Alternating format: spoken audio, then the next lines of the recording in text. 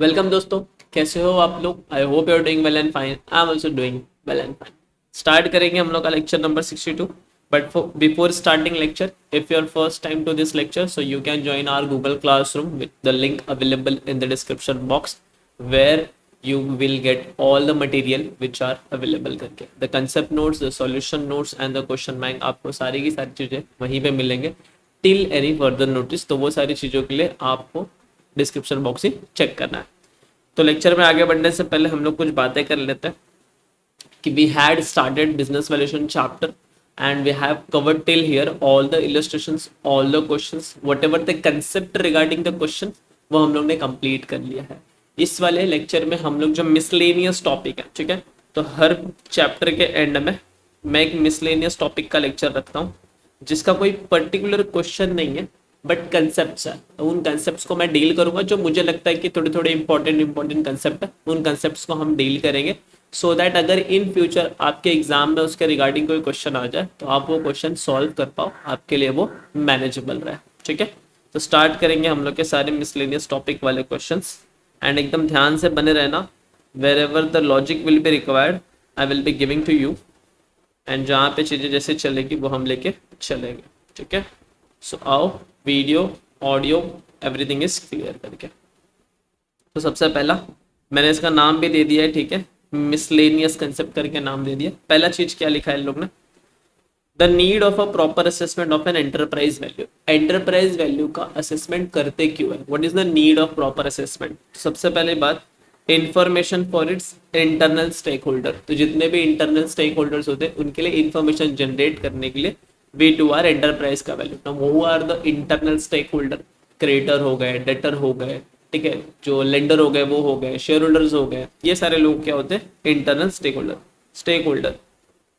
आगे, comparison with similar enterprise for understanding management efficiencies. तो management अच्छे से काम कर रही है कि नहीं कर रही है दूसरे किसी कंपनी से कंपेयर करने के लिए। Future public listing of the enterprise, अगर एंटरप्राइज को इन फ्यूचर चल के आईपीओ लेके आना है तो उसके लिए। स्ट्रेटेजिक प्लानिंग के लिए, for example finding out the value driver of an enterprise, कि हम लोग एंटरप्राइज करने के लिए कौन से वैल्यू ड्राइवर को लेके आए, ईबिटा को यूज करें या फिर ईपीएस को यूज करें, पी रेशियो को यूज करें, किसको यूज करें, वो फाइंड आउट करने के लिए। और for a correct deployment of surplus cash, या फिर अगर हमारे पास ज़्यादा पैसा पड़ा हुआ है उसको कहाँ पे एम्प्लॉय करना है। And ball park price, that is approximate price find out करने के लिए फॉर एक्विजिशन। अगर हम किसी कंपनी को खरीदने जा रहे हैं तो उसका एक एक्विजिशन प्राइस फाइंड आउट करने के लिए we do nothing but a assessment of enterprise value. तो दीज आर द रीजन, ये सारे रीजंस की वजह से हम लोग क्या करते हैं, एंटरप्राइज वैल्यू का असेसमेंट करते हैं और इसकी वजह से नीड अराइज होती है। So need of this are the reasons करके। हो सकता है अगर थियोरेटिकल क्वेश्चन है तो ये आ सकता है, ऐसा मेरा मानना है, इसके लिए मैंने यहाँ पे इनबिल्ड कर दिया। तो एक बार वीडियो चाहिए तो पॉज करके आप इसको इतना रीड कर लो, फिर हम आगे बढ़ते हैं। ठीक है, रीड कर लिया, very good. Now let us move on to the new concept which is of the distress company. किसके बारे में बात करेंगे, कंपनी तो पता है क्या होता है, बट हम लोग को करना है डिस्ट्रेस कंपनी का वैल्यूएशन। ठीक है, now what is the meaning of distress company. तो एकदम सिंपल सा वर्ड में समझ लो, डिस्ट्रेस कंपनीज का मतलब होता है वो कंपनी जो लॉस में चल रही हो, जो प्रॉफिट जनरेट नहीं कर पा रही हो, या फिर वो कंपनी जिसको डेट के ऊपर इंटरेस्ट पे करना है बट वो अपने डेट होल्डर को इंटरेस्ट पे नहीं कर पा रहा। ठीक है, और उसका बिजनेस एफिशिएंटली नहीं चल रहा है, लॉस मेकिंग हो रहा है। इसके लिए जब लॉस होगा तो कंपनी अपने डेट होल्डर को पैसा नहीं दे पाएगी। वैसे कंपनीज का अगर वैल्यूएशन करना है तो कैसे करेंगे, वापस बोल रहा हूँ, distress company in simple words nothing but the company who are making loss or who are suffering from the loss, unable to make the profit and they are unable to pay off the debt portion, the creditor का portion to the debt holder। क्या लिखा है वहां पे देख लो, and we have to do the valuation of those companies। तो बोला गया यहाँ पे a company is said to be in distress। तो कंपनी को हम लोग डिस्ट्रेस कब बोलेंगे, जब company when a company is unable to meet, जब कंपनी मीट अप नहीं कर पा रही है और हैज डिफिकल्टीज पेइंग ऑफ, या फिर डिफिकल्टी आ रही है पे ऑफ करने में, क्या चीज़ है, its financial obligation to its creditors. तो क्रेडिटर्स को जो भी पैसा देना है वो नहीं दे पा रही है, it is a financial problem. तो जो डेट वालों से हम पैसा लेते हैं, डेट वालों को पैसा नहीं दे पाना, उनका इंटरेस्ट नहीं दे पाना, वो फाइनेंशियल प्रॉब्लम में आ गया, फाइनेंशियल रिस्क में आ गया। और उसके अलावा अगर हम लोग डेट वालों को हटा दें तो बच क्या जाएगा, बिजनेस रिस्क। ठीक है, तो अगर कंपनी प्रॉफिट नहीं जनरेट कर पा रही है, लॉस पे लॉस जा रही है, मतलब वो उसका बिजनेस का रिस्क हो गया। तो यहाँ पे भी दोनों चीजें कवर होती है indirectly. Typically due to high fix cost क्यों होगा, या तो कंपनी का फिक्स कॉस्ट ज़्यादा होगा, ज़्यादा लैंड खरीद के रखा होगा, ज़्यादा रेंट पे चीज़ें गई होगी, रेंट ज़्यादा पे करने वाला होगा, इसके वजह से ये हो सकता है। या फिर इलिक्विड एसेट्स, उसके पास जो एसेट है वो इलिक्विड है, आप डायरेक्टली मार्केट में जाकर उसको बेच नहीं सकते, वो बिकेगी नहीं जल्दी, उसको बोलते हैं इलिक्विड एसेट्स। लिक्विड एसेट्स मतलब गए और फटाक से पैसा मिल गया। Revenue big sensitive to the economic downturn, अगर इकोनॉमी में डाउन टर्न हो गया तो उसके वजह से जो रेवेन्यू है वो सेंसिटिव है, तो रेवेन्यू में भी इम्पैक्ट पड़ गया। So these are the small small reason because of that this distress वाला पोजिशन विल हैपन करके। ठीक है, तो डिस्ट्रेस का मतलब वो होता है, कंपनी को हम लोग डिस्ट्रेस कब बोलेंगे, जब वो अपने फाइनेंशियल ऑब्लिगेशन को पे ऑफ नहीं कर पा रहा है, या फिर अपने बिजनेस का रन नहीं कर पा रहा है। ठीक है, just because of liquid assets, profit generate नहीं हो रहा, या फिर हाई फिक्स कॉस्ट है, दीज आर द रीजन। अब ऐसे कंपनीज का जब वैल्यूएशन करेंगे तो कैसे करेंगे, तो ऐसे कंपनीज के वैल्यूएशन में जाने से पहले कुछ चीजें डिस्कस कर लेते हैं। बोलो, नॉर्मली नॉर्मली जब हम लोग कंपनी का वैल्यूएशन करते हैं, ठीक है, normally when we do the valuation of company, तो हम लोग एक अच्छा सा मेथड लगाते हैं, डीसीएफ। क्या लगाते हैं, DCF. Now what is the DCF, DCF is nothing but discounted cash flow model. ठीक है, यानी जो भी फ्यूचर के कैश फ्लोज है वो फाइंड आउट कर लो, टर्मिनल वैल्यू फाइंड आउट कर लो, उनको डिस्काउंट कर लो और आज के वैल्यू पे ला दो। और अगर मान लो टर्मिनल को एक साइड के लिए साइड में हटा दो, फ्यूचर में जो भी वैल्यूज आएंगे, कैश फ्लोज आएंगे, उनको लेके डब्ल्यूएसीसी से डिस्काउंट करो और उसको ऐड करके आज की वैल्यू बता दो, ये कंपनी का वैल्यूएशन होता है। बट जब हम discounted cash flow method follow करते हैं ना, when we follow DCF model ना, तो यहाँ पे कुछ अजम्पशंस होते हैं। अजम्पशंस क्या होता है, पहला अजम्पशन तो फ्यूचर में कंपनी प्रॉफिट जनरेट करेगी, लॉस जनरेट नहीं करेगी। बट डिस्ट्रेस वाली कंपनी क्या कर रही है, लॉस जनरेट कर रही है, यानी डिस्ट्रेस हो रही है, प्रोबेबिलिटी ऑफ डिस्ट्रेस अराइज हो रहा है कि मुझे लग रहा है कि फ्यूचर में ये कंपनी डिस्ट्रेस होने वाली है, यानी ये अपने क्रेडिटर्स को पैसा नहीं दे पाएगी, या तो फिर ये लॉस जनरेट करेगी। ठीक है, ये दो सिचुएशन आर अराइजिंग करेगी, फिर अराइज हो चुका है, अपने को उसका वैल्यू करना है। दूसरा, जो डिस्काउंटिंग रेट यूज होता है वो भी लेस रिस्की वाला यूज होता है। अब मैं बोलूँ कोई कंपनी डिस्ट्रेस हो रही है, प्रॉफिट जनरेट नहीं करेगी, अपने डेटर्स का पैसा नहीं दे पाएगी, तो मेरा जो डिस्काउंटिंग रेट है वो तो इंक्रीज हो जाएगा। तो यहाँ पे दो जगह पे डिफरेंस आ जाता है।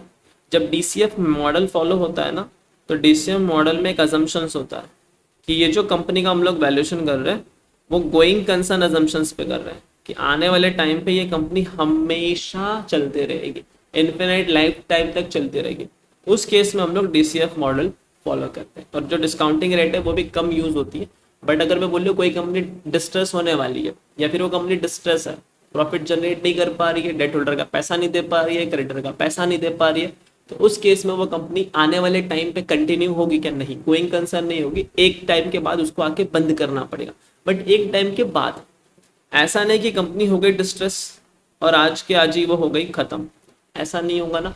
उसकी प्रोबेबिलिटी निकालेंगे, किसके डिस्ट्रेस होने की प्रोबेबिलिटी क्या है। सबसे पहले तो लक्षण देखेंगे, लक्षण मतलब सिम्टम्स देखेंगे दूर से कि क्या ये कंपनी होने वाली है खराब, हाँ, पे नहीं कर पाएगी, पहला तो ये देखेंगे। फिर दूसरा हम लोग देखेंगे, अच्छा क्या ये कंपनी लॉस मेकिंग करेगी, हाँ ये कंपनी लॉस मेकिंग करेगी, स्टार्टिंग से नहीं करेगी ना, आने वाले टाइम पे करेगी। तो हम लोग क्या बोलते हैं, प्रोबेबिलिटी निकालो। प्रोबेबिलिटी निकालो कि कितने % चांसेस है कि ये कंपनी डिस्ट्रेस निकले, ठीक है, और कितने % चांसेस है कि ये कंपनी डिस्ट्रेस नहीं निकले। ये प्रोबेबिलिटी निकाल लो, और सारा का सारा जो गेम होगा ये प्रोबेबिलिटी ऑफ डिस्ट्रेस पे होगा। सारा का सारा जो गेम होगा वो होगा इस प्रोबेबिलिटी ऑफ डिस्ट्रेस के ऊपर। गॉट इट, अंडरस्टूड, कि हम लोग ये प्रोबेबिलिटी निकालेंगे कि कितने चांसेस है कि ये कंपनी डिस्ट्रेस हो सकती है, एंड सारा का सारा गेम ये प्रोबेबिलिटी ऑफ डिस्ट्रेस के ऊपर ही है। इसका मीनिंग क्या निकलता है कि अगर मैं बोलूँ my probability of distress is 0.29, तो इसको डेसिमल्स में से परसेंटेज में कन्वर्ट करेंगे तो ये निकलेगा कि 29% चांसेस है कि कंपनी का वैल्यू डिस्ट्रेस हो सकता है। ठीक है, 29% चांसेस है कि कंपनी डिस्ट्रेस हो सकती है, एंड जो रिमेनिंग बैलेंस बच गया दैट इज 0.71 आएगा शायद, हाँ, it mean 71% chances that company distress नहीं होगी, नॉर्मली चलेगी, गोइंग कंसर्न के हिसाब से चलेगी। Simple, got it, understood. Yes sure. तो पहला एक मेथड, अब इसके 4 मेथड्स होते हैं ऐसे कंपनीज का वैल्यूएशन करने के लिए। सो पहला मेथड है आपका modified discounted cash flow valuation. क्या बोलेंगे इसको? जो भी डिस्काउंटेड कैश फ्लो मॉडल है उसी को बस डिस्काउंट कर दिया। कैसे? मॉडिफाई कर दिया। जो भी एक्सपेक्टेड कैश फ्लो, अब मैं यहाँ पे सिर्फ कैश फ्लो ही निकालूंगा, मैं डिस्काउंट करूंगा वो बात अलग है। I am just talking about the expected cash flow. किसी भी टाइम का अगर मुझे एक्सपेक्टेड कैश फ्लो निकालना है तो जो नॉर्मल कैश फ्लो आता था वो हम लोग लेंगे, उसको मल्टीप्लाई करेंगे 1 माइनस प्रोबेबिलिटी ऑफ डिस्टेंस। ये है क्या वो हम लोग डिस्कस कर लेते हैं। देखो ये मैं आपको बताता हूँ ये है क्या। चलो हम लोग नॉर्मली जाते हैं, ठीक है।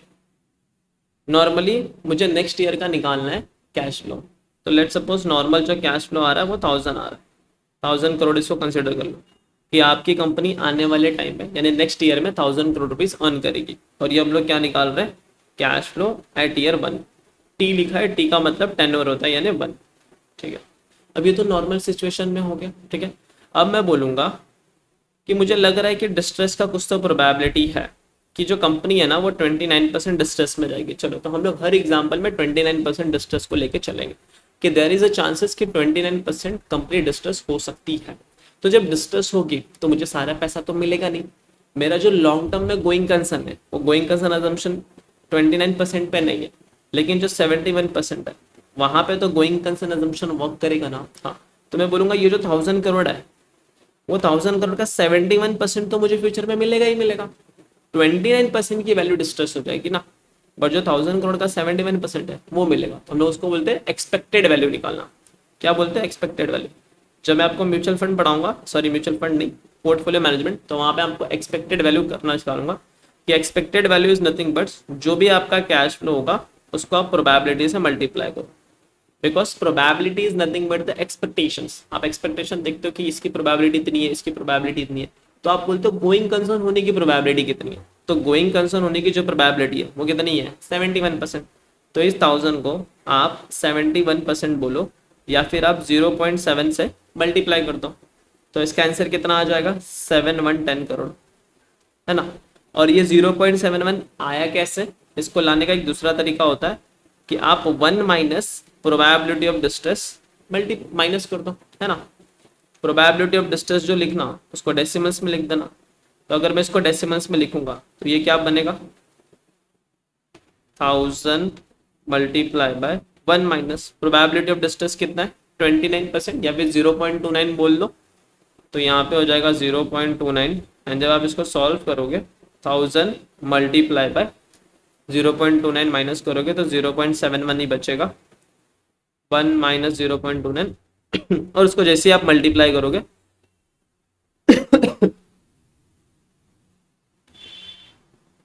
710 वैल्यू आ जाएगी।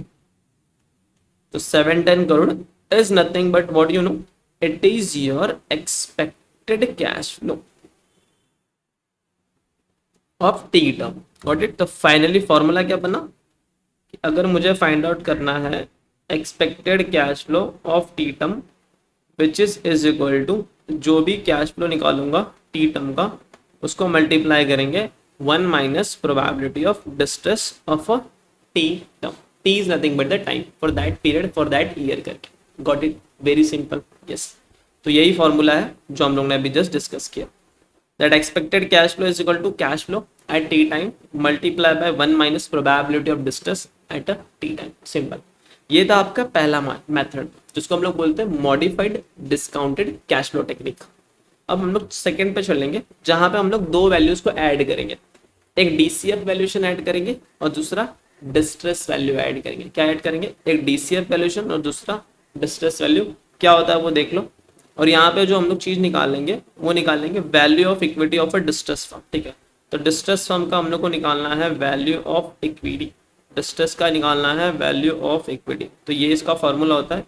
वैल्यू ऑफ इक्विटी निकालने के लिए DCF value of equity low, multiply by this करो प्लस दिस। चलो तो इसको हम लोग डिस्कस कर लेते हैं, डोंट वरी, एग्जाम्पल से डिस्कस करते हैं। ठीक है, सेकेंड मेथड ये बोलता है कि हम लोग DCF value plus distress value दोनों को ऐड करेंगे। ठीक है, अब मैं मार्केट में जाता हूँ। मार्केट में मैं इक्विटी का वैल्यू निकाल रहा हूँ। मैं किसका वैल्यू निकाल रहा हूँ अभी? इक्विटी का। ध्यान से देखना, I am talking about equity value, क्योंकि एट द एंड इक्विटी वालों का ही तो वैल्यू हम लोग फाइंड आउट करते हैं, डेट वालों को तो पैसा देके हटा देते हैं, तो पता चलेगा ना इक्विटी शेयर के पास कितना वैल्यू पड़ा हुआ है, वही तो नंबर ऑफ शेयर से डिवाइड होकर पर वैल्यू शेयर पे हम लोग आते हैं। मैं मार्केट में गया, मैंने बोला अगर कंपनी नॉर्मल रन करी, अगर कंपनी ने नॉर्मल रन किया इक्विटी वाले कितना अर्न करेंगे, तो मुझे पता चला अगर कंपनी ने नॉर्मल रन किया इक्विटी वाले अर्न करेंगे 5000 करोड़ रुपीज।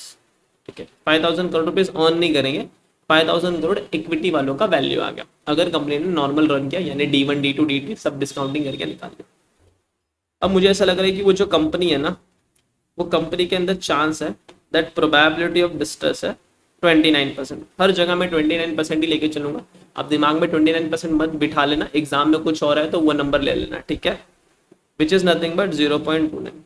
इट मीन्स ये जो इक्विटी का वैल्यू मैंने 5000 निकाला है वो पूरा का पूरा मुझे नहीं मिलेगा। अगर प्रोबेबिलिटी ऑफ डिस्ट्रेस 0.29 है तो सर्वाइवल कितना है, तो probability of survival is nothing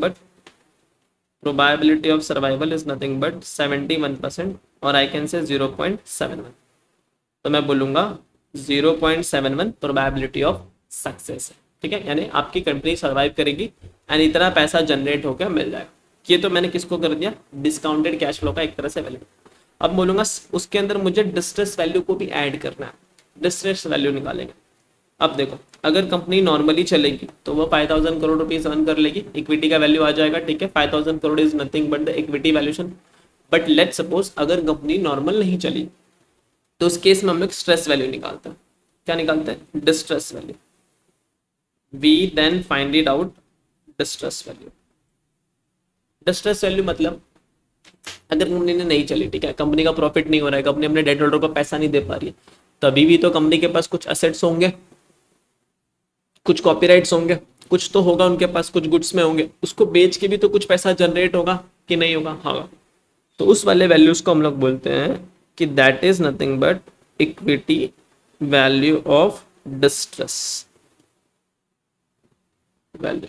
ठीक है, ये आपका सेकंड वाला पार्ट आ गया, distress sale value of equity. अच्छा अच्छा, जो वर्डिंग लिखा है मैं वही लिख देता हूँ, distress sale value of equity.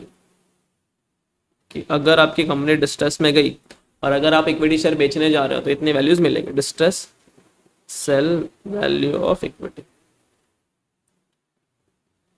क्योंकि एट दिन सारा कंपनी किसका होता है, इक्विटी वालों का ही होता है।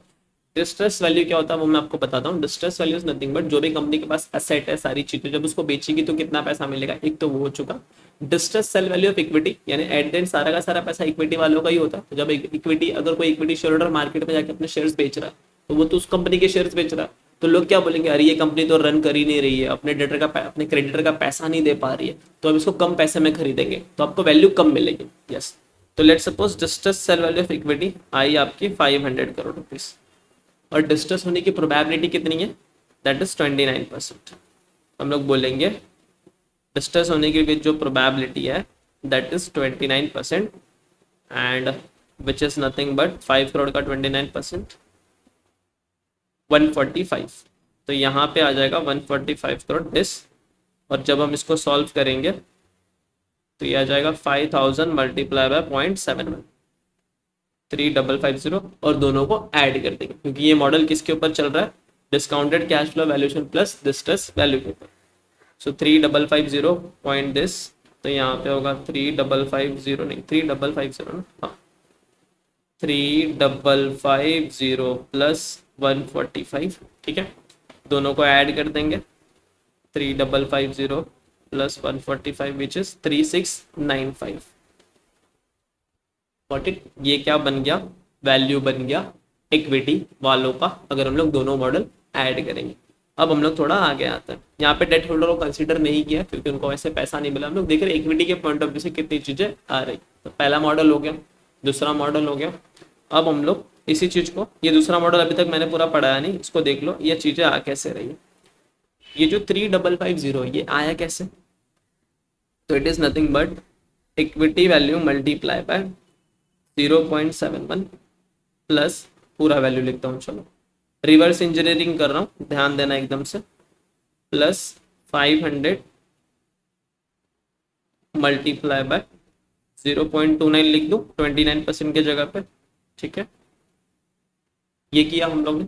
चलो इसको फर्दर बोलूंगा, क्या मैं इसको ऐसे लिख सकता हूँ 5000 मल्टीप्लाई बाय, और ये 0.71 को can I right like this 1 minus 0.29, है ना, लिख सकता हूँ, प्लस 500 मल्टीप्लाई बाय 0.29। ठीक है, अब ये जो 5000 है ये मेरा क्या है, इक्विटी का value normally.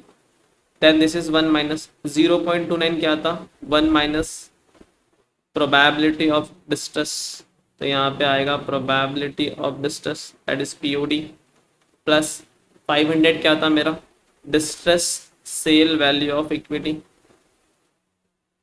Multiply by probability of distress. So this is your final formula which is derived करके। अब आप इस पे जाओगे, अब आपको ये फॉर्मूला समझेगा। देखो, value of equity is equal to discounted cash flow value of equity, तो जो भी डिस्काउंटेड कैश फ्लो था आप उसका ले लेना, value of equity discounted cash flow method से निकालना है। ठीक है, उसको मल्टीप्लाई करना है 1 माइनस प्रोबेबिलिटी ऑफ डिस्ट्रेस से, तो इतना पैसा इक्विटी वालों को सेफली मिलेगा, plus distress sale value of equity, अगर आप इक्विटी बेचने जाओगे तो क्या, उसको मल्टीप्लाई करना प्रोबेबिलिटी ऑफ डिस्ट्रेस से। ठीक है, ये मल्टीप्लीकेशन है, यहाँ पे बीच में मल्टीप्लीकेशन है, नहीं है तो let me just put it here multiplication. Got it, distress sale value of equity multiply by probability of distress, just 1 second. ठीक है, done. So this is your done with what, value of equity. ठीक है, अब हम लोग बढ़ेंगे third model. बढ़ने से पहले एक बार चाहिए तो वीडियो पॉज करके आप इतना रीड कर लो, जस्ट रीड इट आउट, फटाफट इसको रीड करो। रीड कर लिया, चलो थर्ड मॉडल पढ़ने जा रहे हैं। Third model is nothing but your adjusted present value model. क्या बोलेंगे, एडजस्टेड प्रेजेंट वैल्यू मॉडल। और ये वाला जो मॉडल है बहुत अच्छा है and one of the very ट्रिकीस्ट model है, जिसकी सारी की सारी चीज़ें जो भी है वो हम लोग एक एक करके यहाँ पे डिस्कस करेंगे। ठीक है, डिस्कशन नोट्स पे ले जाके जो भी है देखो।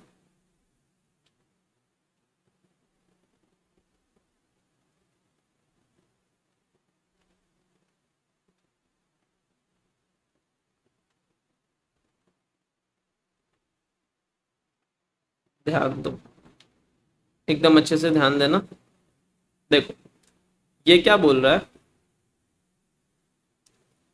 कि अगर आपको फर्म का वैल्यू निकालना है, ठीक है, जो भी फर्म है अगर उसका वैल्यू निकालना है, तो फर्म का वैल्यू निकालने के लिए which is nothing but the levered firm की बात कर रही है। ये बोल रहा है फर्म का वैल्यू अगर निकालना है जिसके अंदर डेट और इक्विटी दोनों अगर चीजें हैं, तो वो निकालने के लिए सबसे पहले आप वैल्यू ले लो अनलीवर्ड फर्म का, यानी आप सबसे पहले बोलो कि जहाँ पे डेट वाले इंक्लूड नहीं है उस केस में वैल्यू ऑफ फर्म क्या आएगी। वो कैसे निकालोगे आप, value of unlevered firm that is PV of future cash flow for the firm at unlevered के। ठीक है, तो अनलीवर्ड के के हिसाब से आपको वैल्यू निकाल लेना है। फिर उसमें ऐड करना है टैक्स बेनिफिट ऑफ डेट। ठीक है, टैक्स का बेनिफिट, क्योंकि हम लोग जब डेट लेते हैं, डेट इशू, अगर कोई कंपनी डेट इशू करेगी, ठीक है, उसके ऊपर जो इंटरेस्ट पे करता है ना, वो इंटरेस्ट अलाउड होता है इनकम टैक्स वाले में। ठीक है, और इंटरेस्ट इज एन एक्सपेंस, तो एक्सपेंस बुक करने की वजह से हम लोग को टैक्स में बेनिफिट मिल जाता है।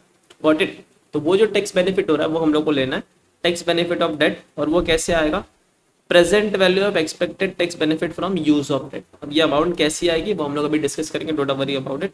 एंड उसमें से आप माइनस करना, इतना आपको बेनिफिट होगा जब आप डेट लोगे तो आपको टैक्स में बेनिफिट होता है। ठीक है, उसमें से माइनस कर देना expected bankruptcy cost from the debt, जब आप डेट वालों का पैसा नहीं दोगे, जब आप डेट वालों का पैसा नहीं दोगे। जस्ट 1 सेकेंड, ठीक है, सही है।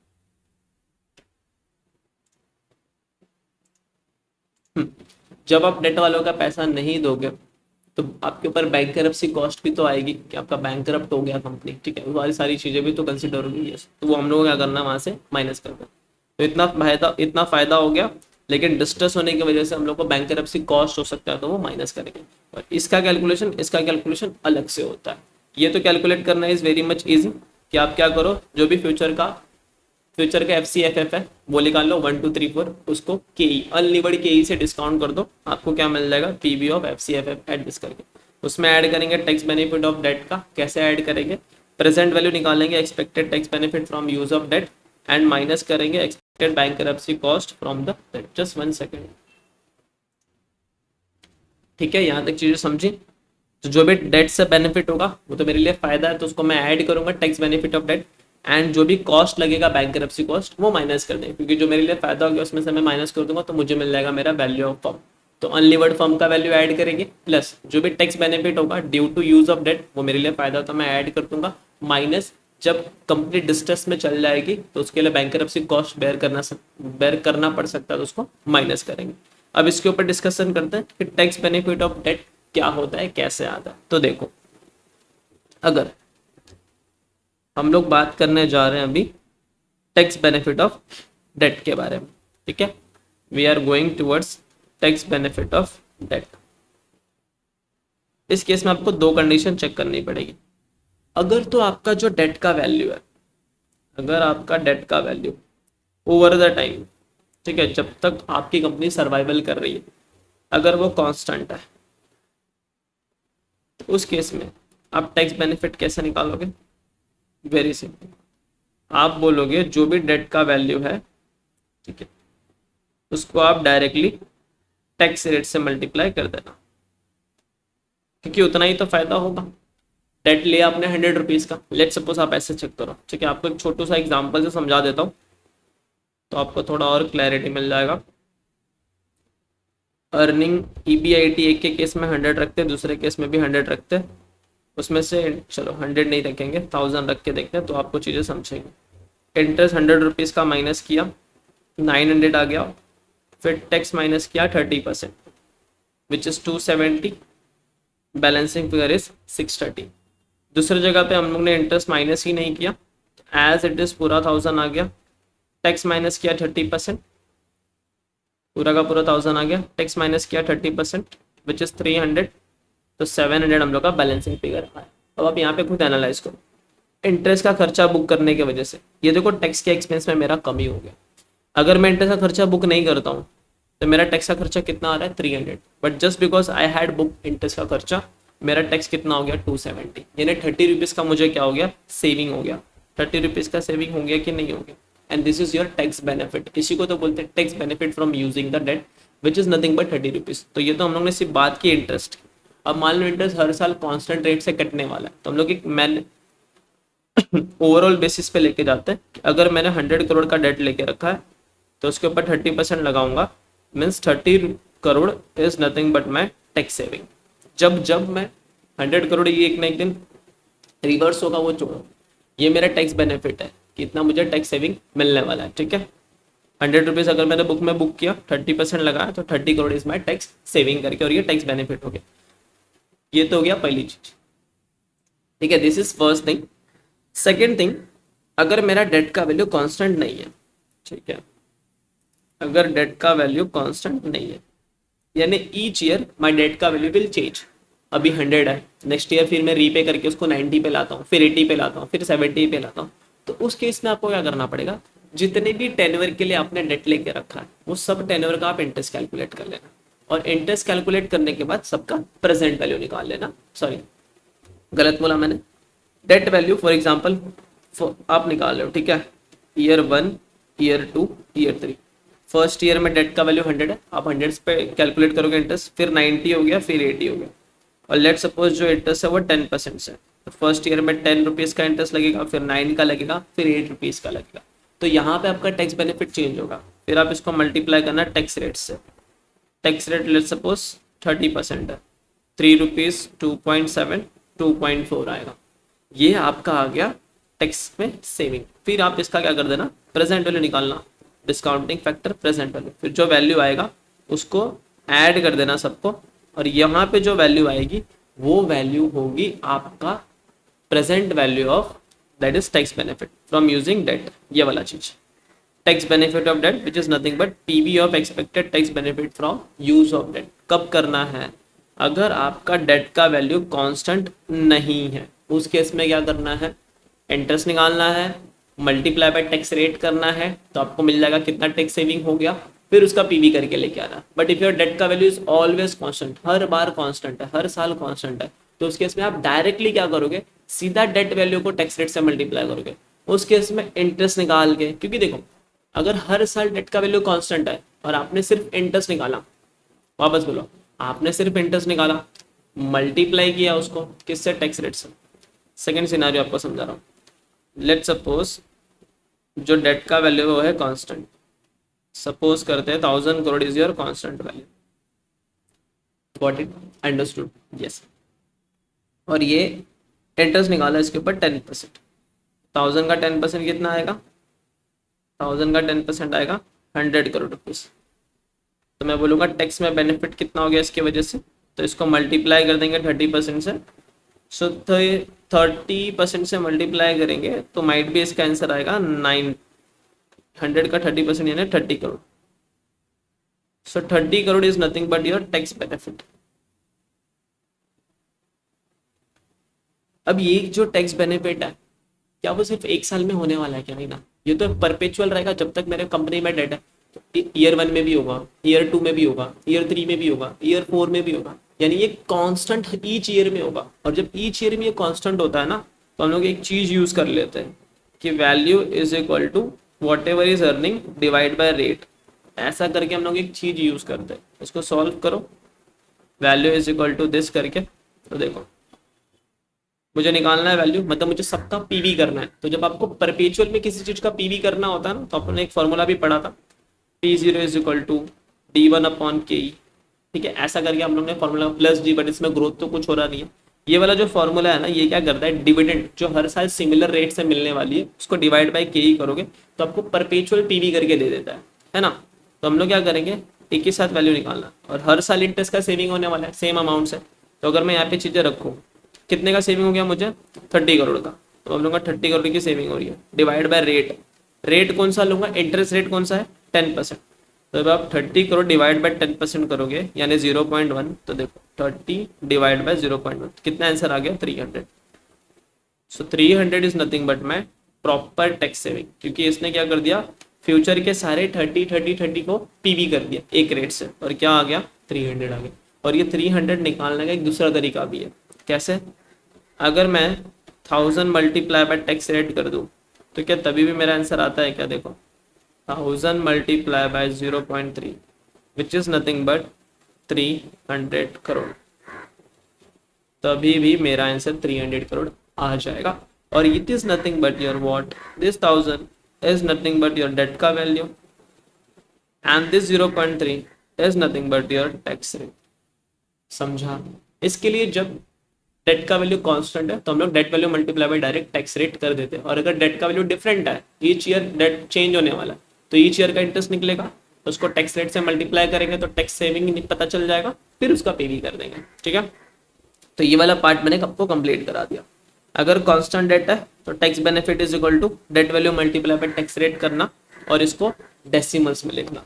अगर चेंज हो रहा है वैल्यू तो टैक्स बेनिफिट क्या आएगा, present value of what, interest multiply by tax rate. तो टैक्स रेट करना बहुत सारे ईयर्स का आएगा, उसको पीवी कर देना और उसको इन डेसिमल्स में लिखना। अब ये वाला चीज फाइंड आउट करते हैं, expected bankruptcy cost from the debt. ये जो वर्ड एक्सपेक्टेड लिखा है ना, it is very much important. तो ये कैसे निकलता है, देखो ये ऐसे निकलता है, ये इसका फॉर्मूला है, फॉर्मूले के पीछे का लॉजिक बता दूंगा। ठीक है,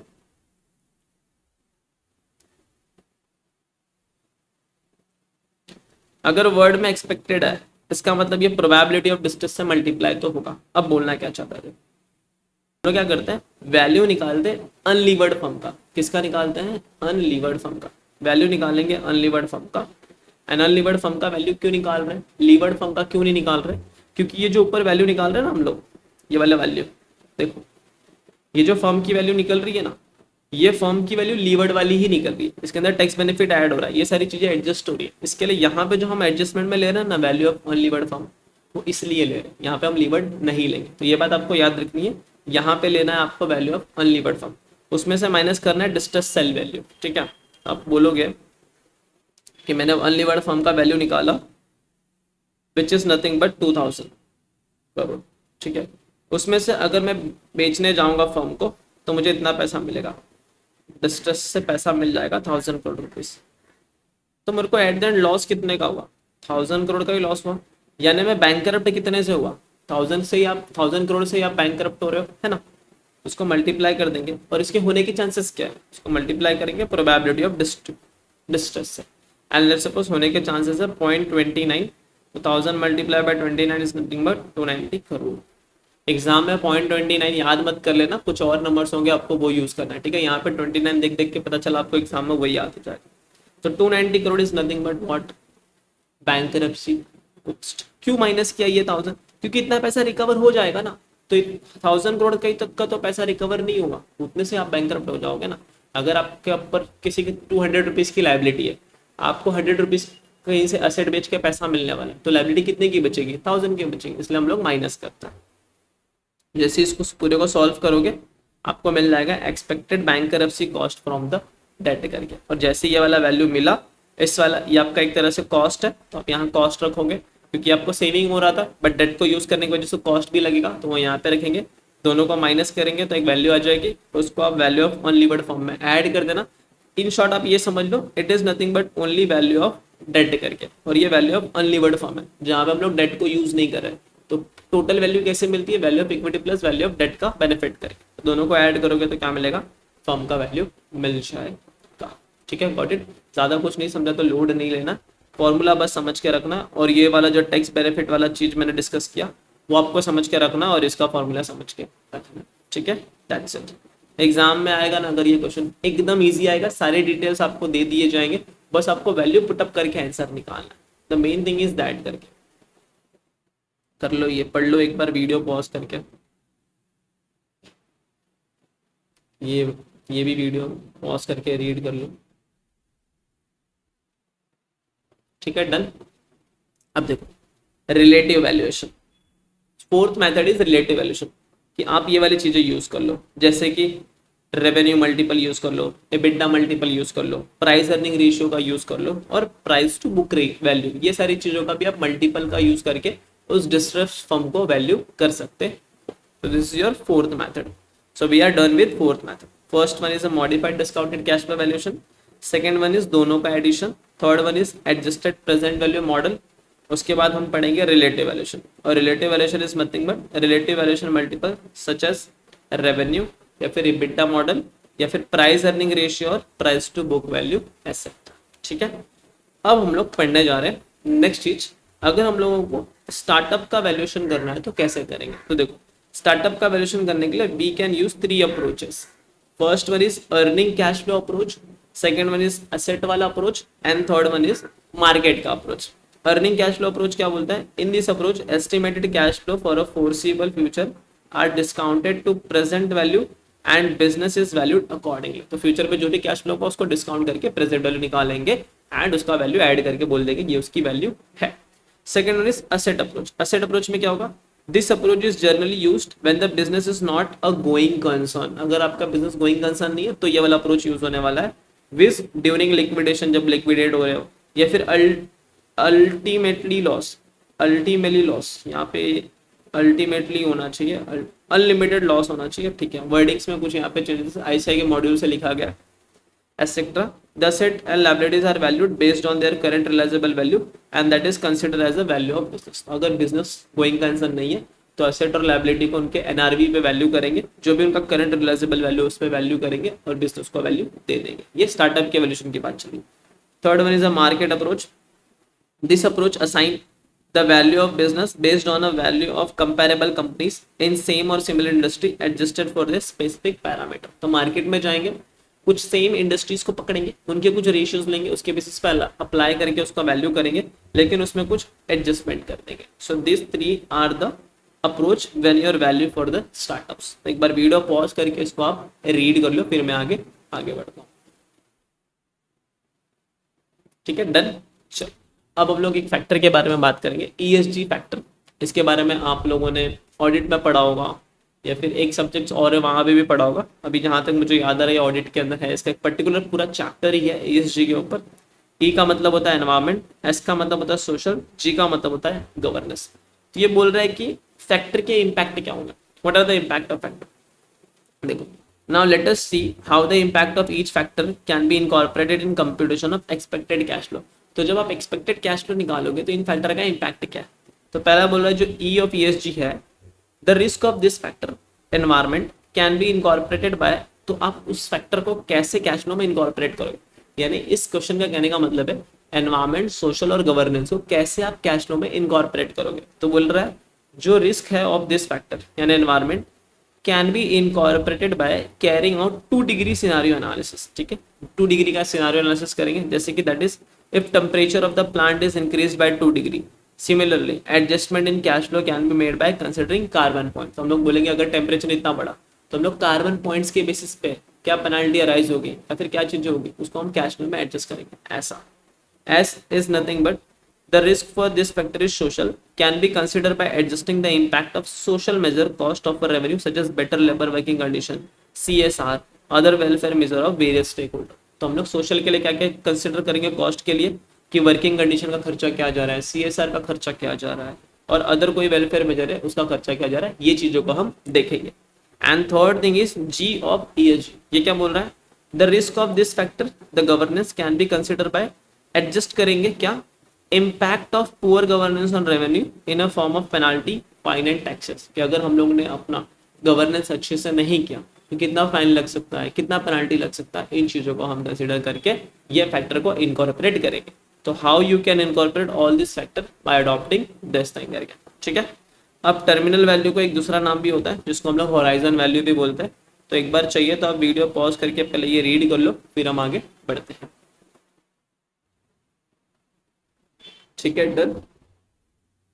चलो अब हम बढ़ेंगे कैपिटलाइजेशन ऑफ अर्निंग्स की तरफ। तो एकदम सिंपल सा बात है, अर्निंग डिवाइड बाय यील्ड करना है, यानी अर्निंग डिवाइड बाय रेट करोगे तो आपको आपका कैपिटलाइज वैल्यू मिल जाता है ना, value is equal to earning divide by rate. बस वही चीज है जो लिखी गई है, बस मैं इसको एक बार पढ़ रहा हूँ ताकि इसका एक अलग से मुझे कंसेप्ट दिखा, इसलिए मैंने इसको इनकॉर्पोरेट कर। क्या लिखा है पढ़ूंगा आपको खुद समझ जाएगा। ठीक है, ये चीजें आपकी कवर हो चुकी है, बस एक रीड देना। क्या लिखा देखो, in this method the value of business is calculated by capitalization of company expected annual maintainable profit। तो फ्यूचर में जो प्रॉफिट होने वाला है उसको एक्सपेक्ट करके उसको कंसिडर करके करेंगे using approximate required rate of return और यील्ड और डिस्काउंटिंग रेट। तो हम लोग यही तो करते हैं, जो भी रिक्वायर्ड रेट ऑफ रिटर्न है, डिस्काउंटिंग रेट है या यील्ड रेट है, उससे डिस्काउंट करके आज की वैल्यू निकाल लेते हैं बस।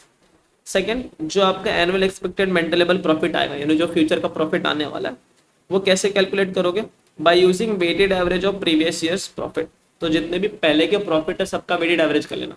लेट सपोज अगर एग्जाम में आपको पास्ट 5 ईयर्स के प्रॉफिट दिए गए हैं, ठीक है, if in examination you have given past 5 year के प्रॉफिट, तो वो सबका एवरेज करना, तो आपको आज का क्या मिल जाएगा, एवरेज मेंटेनेबल प्रॉफिट। ये बात याद रखना, आफ्टर एडजस्टिंग सिनर्जी बेनिफिट और economies of scale in the same profit. But वो सेम प्रॉफिट में अगर कुछ सिनर्जी हो रहा है वो सब कुछ एडजस्ट करने के बाद, तो पहले एवरेज प्रॉफिट ले लेना, फिर जो भी एडलेस करना है वो करके आपका आंसर आ जाएगा ना।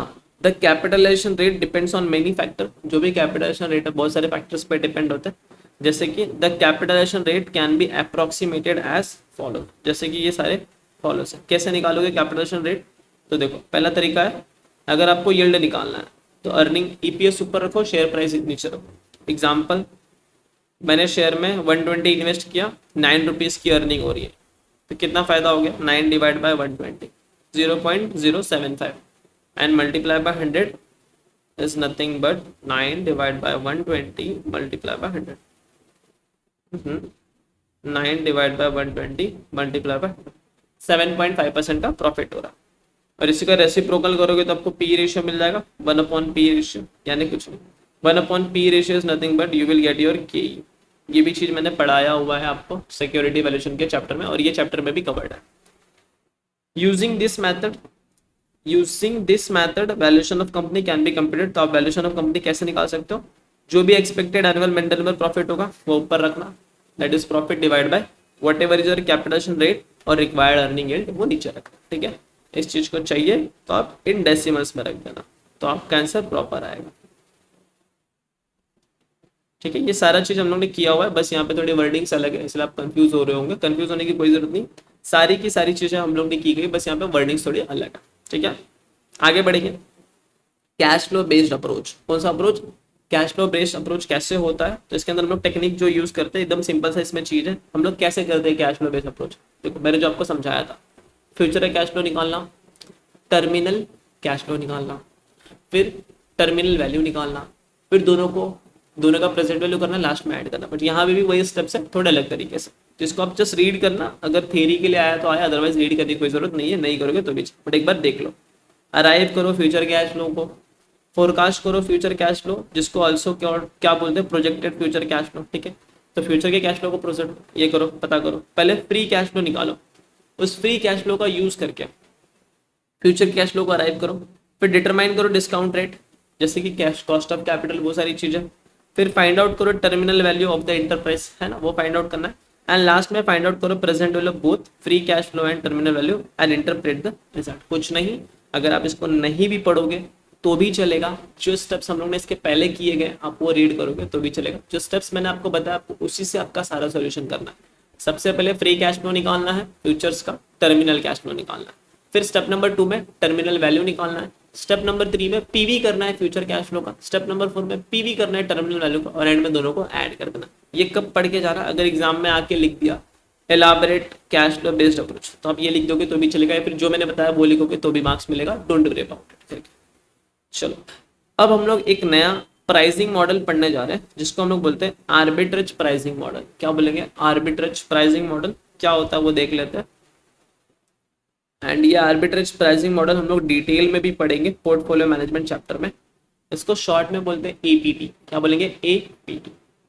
हम लोगों ने सीएपीएम मॉडल पढ़ा हुआ है, बहुत ही famous model, R F is equal to beta R M minus R F, ठीक है, हम लोगों ने ये मॉडल पढ़ा है। बट यहाँ भी ये जो बीटा होता है, ये बीटा सिर्फ हम लोग को क्या बोलता है कि सेंसिटिव फैक्टर बताता है, ठीक है, beta is nothing but a sensitive factor. ये सिर्फ हमें ये बताता है अगर मार्केट में ये चेंज होगा तो मेरे शेयर पे इतना इम्पैक्ट पड़ेगा। ये सिर्फ मार्केट के कंटेक्स में बताता है और किसी कंटेक्स में नहीं बताता, ये सिर्फ एक ही फैक्टर को कंसिडर करता है। बट ये जो आर्बिट्रेज प्राइसिंग थ्योरी है ये मोर देन वन फैक्टर को कंसिडर करता है। अच्छा मुझे बताओ, ये जो R M minus R F है ये एक तरह से क्या है, ये एक तरह से रिस्क प्रीमियम ही तो है, बट ये रिस्क प्रीमियम किसका है, मार्केट का, है ना। R F minus R F मैंने आपको ये भी पढ़ाया था, this minus this is nothing but market risk premium. और ये बीटा किसका है, मार्केट के टुवर्ड शेयर का बीटा कितना वही है, तो ये बीटा भी इसी से रिगार्डिंग है। एपीटी में क्या होता है, एग्जाम्पल से समझाता हूँ। एपीटी बोलता है एक फैक्टर के इम्पैक्ट नहीं होगा शेयर के ऊपर, there are multiple factor also. हो सकता है इन्फ्लेशन का इम्पैक्ट हो, कि मार्केट में ये चीज इन्फ्लेशन कहता हूँ, हो सकता है कुछ जीडीपी का इम्पैक्ट हो, या फिर हो सकता है कुछ इंटरेस्ट रेट इंक्रीज डिक्रीज होने की वजह से आपके असेट पे कुछ इम्पैक्ट हो। तो हम लोग बोलते हैं अच्छा ठीक है, तो एक काम करते हैं ये सबका बीटा निकाल लेते हैं कि अगर इन्फ्लेशन में इतना चेंज होगा तो शेयर में क्या फर्क पड़ेगा, अगर जीडीपी में इतना चेंज हुआ तो शेयर पे क्या इम्पैक्ट है, सबका बीटा निकालेंगे। तो देखो इन्फ्लेशन का बीटा 1.2, जीडीपी का बीटा 1 आ गया, और इंटरेस्ट का बीटा आ गया -1.5, ठीक है, रिवर्स हो गया, उल्टा हो गया। फिर हम लोग बोलेंगे ओके फाइन, रिस्क प्रीमियम कितना चार्ज करोगे, तो देखो इन्फ्लेशन के मतलब कितना इसमें रिस्क प्रीमियम होगा। जिस तरह R M minus R F हो रहा है, एक्स्ट्रा मार्केट रिस्क प्रीमियम बोल रहा है, उसी तरह इन्फ्लेशन के भी तो कुछ अब रिस्क प्रीमियम चार्ज करोगे, क्योंकि मैं मार्केट में जा रहा हूँ, इन्फ्लेशन भी है, तो उसके बदले में मुझे कुछ प्रीमियम मिलना चाहिए। हाँ, तो यहाँ पे इन्फ्लेशन बोलता है मैं 3% का रिस्क प्रीमियम दूंगा, जीडीपी बोलता है मैं 4% का रिस्क प्रीमियम देता हूँ, इंटरेस्ट बोलेगा मैं 5% का रिस्क प्रीमियम देता हूँ, है ना, गॉट इट।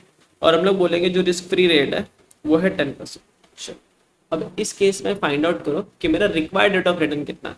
तो यहाँ पे हम चीजें कैसे करते हैं, हम बोलते हैं 10% प्लस बीटा मल्टीप्लाई बाय पहले का रिस्क प्रीमियम, तो यहाँ पे होगा 1.2 multiply by 3% plus 1 multiply by 4%। Percentage एक पल के लिए चाहिए तो हटा देते, फाइनल आंसर में परसेंटेज लगा देंगे, प्लस यहाँ पे बीटा क्या है, माइनस में है, तो ब्रैकेट में -1.5 मल्टीप्लाई बाय 5 कर देंगे।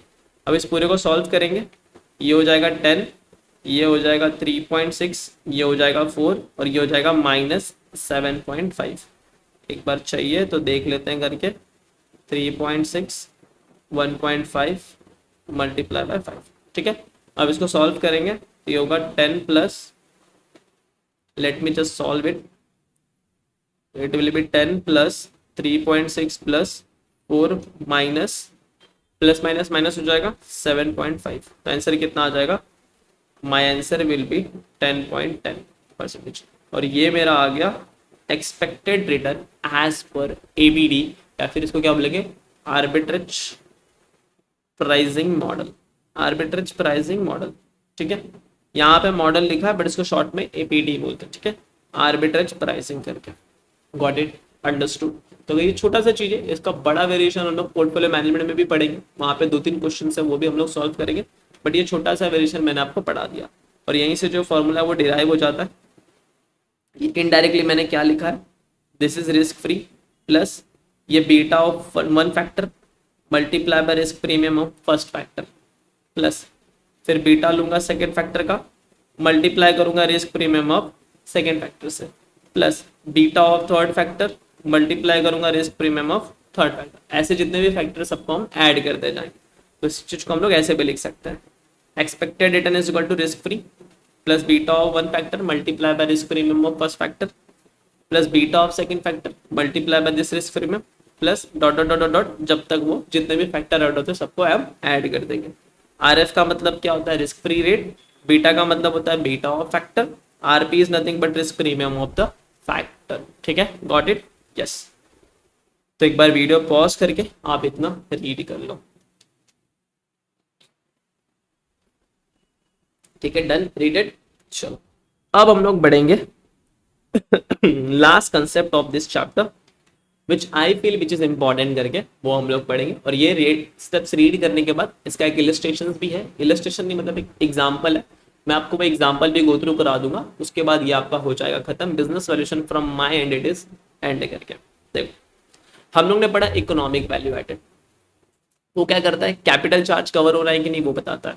फिर हम लोग ने मार्केट वैल्यू एडेड करा, मार्केट वैल्यू एडेड पढ़ा। ठीक है, market value added is nothing but market capitalization minus क्या किया, market capitalization minus equity fund की वैल्यू कितनी है बुक में, वो क्या दिया। अब हम लोग पढ़ेंगे शेयर होल्डर वैल्यू एडेड। ये क्या बोलता है कि बिजनेस का फ्यूचर में जो कैश फ्लो होने वाला है उसके बेसिस पे वैल्यूएशन क्या होना चाहिए। जो इकोनॉमिक वैल्यू एडेड है वो प्रेजेंट के बेसिस पे बताता था कि प्रेजेंट में नो पैड इतना है, कैपिटल चार्ज इतना है। फिर जो MBA है वो भी प्रेजेंट की वैल्यू पे बताता था कि मार्केट कैप इतना है, बट फ्यूचर का कोई बात नहीं करता था। फ्यूचर का बात कौन कर रहा है, शेयर होल्डर वैल्यू एडेड। ये क्या बोल रहा है, देखो how much value company can create in future, कितना वैल्यू कंपनी क्रिएट करेगा फ्यूचर में। तो जब चीजें फ्यूचर में जाएगी तो वहां से एक टर्म निकल के आता है free cash flow to the futures. तो फ्री कैश फ्लो निकालेंगे, फ्री कैश फ्लो नहीं निकालेंगे, यहाँ पे फ्यूचर का कैश फ्लो निकालेंगे। किसका कैश फ्लो निकालेंगे, फ्यूचर का। तो यहाँ पे क्या होगा, अगर हम लोग को SBA कैलकुलेट करना है तो इसके स्टेप्स क्या है वो देख लो। सबसे पहले step number 1, arrive at a future cash flow. सबसे पहले फ्यूचर कैश फ्लो पता लगाओ, ठीक है।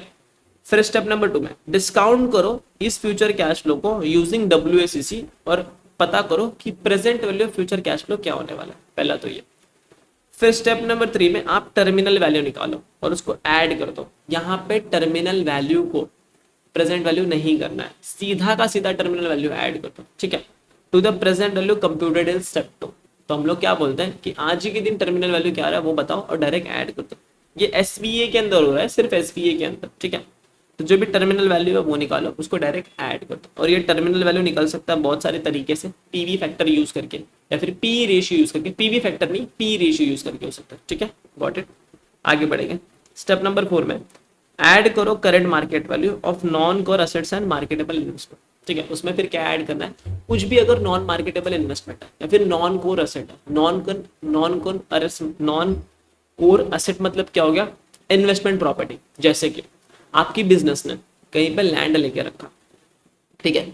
अब वो लैंड रेवेन्यू जनरेट आपके बिजनेस के लिए नहीं कर रहा है, इन्वेस्टमेंट से रेवेन्यू जनरेट हो रहा है, बिजनेस से नहीं हो रहा है। आपका बिजनेस ये नहीं कि लैंड को रेंट पे देना, आपने सिर्फ लैंड खरीद के रखा है, एज एन इन्वेस्टमेंट करके रखा है। क्या वो लैंड इनकम जनरेट कर रहा है, हाँ कर रहा है, बट क्या बिजनेस है मेरा रेंट से इनकम जनरेट करने का, नहीं। बिजनेस जो होगा उससे इनकम जनरेट होता है, तो उसको हम लोग क्या बोलते हैं, नॉन बिजनेस एक्टिविटीज से बिजनेस आ रहा है, नॉन बिजनेस एक्टिविटीज से कैश फ्लो आ रहा है।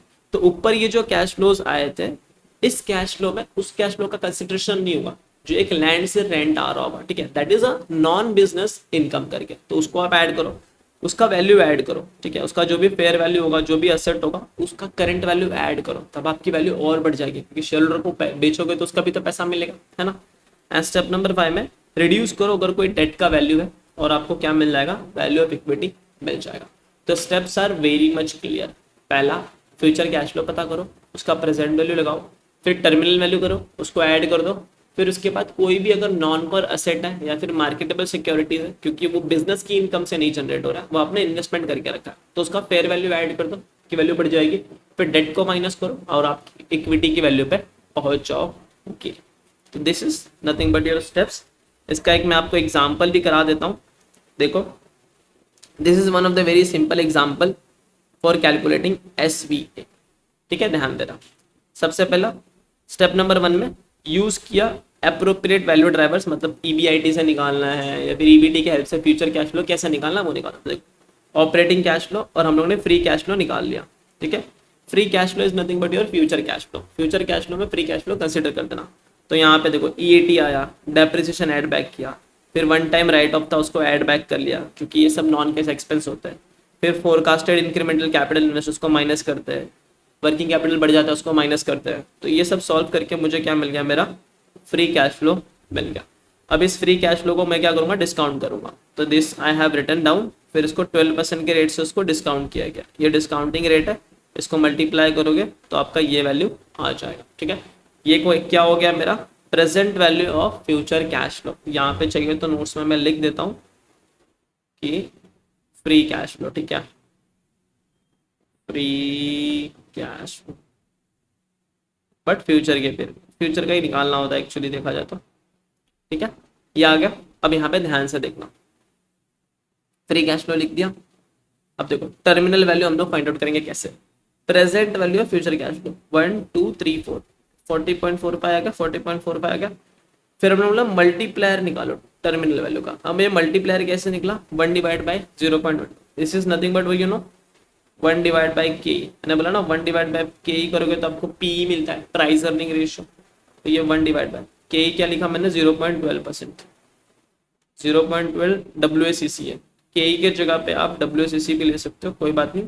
1 डिवाइड बाई रेट करना होता है, तो जब आप 0.12 करोगे तो आपका आंसर कितना आएगा, 1 डिवाइड बाई 0.12 आ गया 8.33%।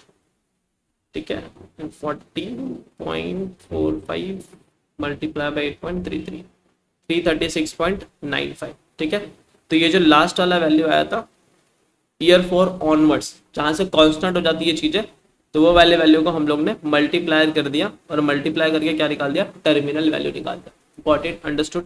तो ईयर 3 तक क्या चल रही थी चीज़ें, ये उसका PV करेंगे। ठीक है, ये ईयर 4 का कांस्टेंट कैश फ्लो है और उसको हम लोग ने पी रेशियो जो होता है, दैट इज पी रेशियो वाला जो टाइम्स वाला आता है उससे मल्टीप्लाई करके ये वैल्यू निकाले। It is your terminal value. ठीक है, तो टर्मिनल वैल्यू पे आ गए और ये जो तीनों चीजें हैं ये हो गया PV ऑफ कैश फ्लो। तो सारी की सारी क्या हो गई, प्रेजेंट वैल्यू पे इनडायरेक्टली आ चुकी है।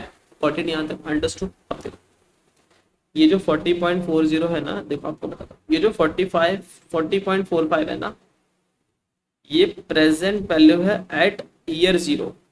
कि जैसे आपने इसके कैश फ्लो को डिस्काउंट किया, आप ईयर 0 के कैश फ्लो पे आ चुके हैं। यानी ये बोल रहा है कि आने वाला जो ईयर 4 ऑनवर्ड से जो कांस्टेंट चलेगा ना, उसका रेट यही है। आज के डेट में 40.45 है, तो उसको P रेशियो से मल्टीप्लाई कर दिया, मल्टीपल लिया होगा P रेशियो का।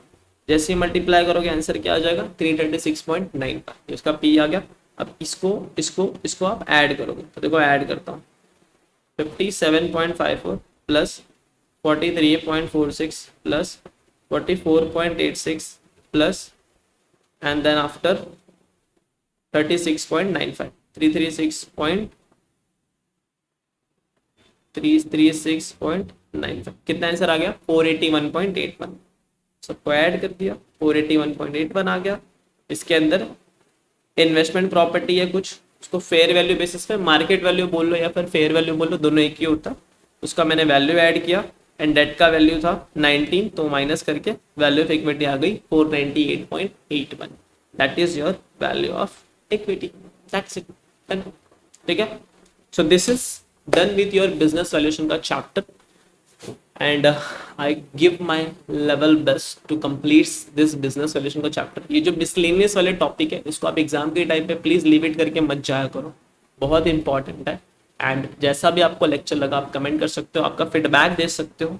ठीक है, जो भी आपका फीडबैक है please give your feedback because it is very much necessary. feedback.cakg1@gmail.com। ठीक है, ये फीडबैक की मेल आईडी है। इसी मेल आईडी पे आपको फीडबैक देना है। जैसा भी आपको वीडियो लगता है, अगर आपको वीडियो समझ में आ चुका है आप लाइक कर दो, मुझे बता दो कि हाँ सर चीज़ें समझ में आ रही है। अगर कहीं इंप्रूवमेंट की पॉइंट है आप वो भी मुझे डिस्कस कर सकते हो, ये इस मेल आईडी पे आप भेज सकते हो, हम चीज़ें इनकॉर्पोरेट करेंगे and I try my level best कि आपको बेस्ट क्वालिटी कंटेंट डिलीवर हो। ठीक है, मेरा मेन मोटो वही है कि कैसे भी करके आपको बेस्ट क्वालिटी कंटेंट मिले सो दैट आप अपने एग्जाम में और अच्छे से चीज़ें परफॉर्म कर पाओ। एंड कुछ कुछ जगहों पे होता है कि हम चीज़ें छोड़ देते हैं, तो मैं ट्राई करता हूँ कि अगर हम एक चैप्टर पूरा पढ़ रहे हैं तो उसको स्टार्ट टू एंड पूरा अच्छे से पढ़ा जाए, अच्छे से कवर किया जाए, ताकि कोई भी चीज़ें वहाँ से मिस आउट ना हो। ठीक है, that's it for this video. हम लोग का आज ये वाला जो चैप्टर है that is your business valuation, that is now and करके। ठीक है, तो जो बिजनेस वैल्यूएशन है वो चैप्टर हम लोग का एंड हो चुका है। एंड आपका कहीं ना कहीं अगर इसके अंदर कोई और भी अगर कुछ चीज़ें जो आपको लग रही है कि छूट गई है, ठीक है, तो आप मेल कर देना, we will cover that thing also, don't worry about it. And आपका कहीं ना कहीं 8 मार्क्स सिक्योर हो चुका है, आराम से 6 to 8 marks in your pocket now. ठीक है, so that's it for this video. जैसा भी वीडियो लगता है आप बताओ एंड अपने फ्रेंड्स के साथ शेयर करो, तो और बेनिफिट होगा इस चीज़ों का, उनको भी बेनिफिट होगा, आपको तो होएगा। ठीक है, सायोनारा, फिर मिलेंगे दोबारा, पिक्चर अभी बाकी।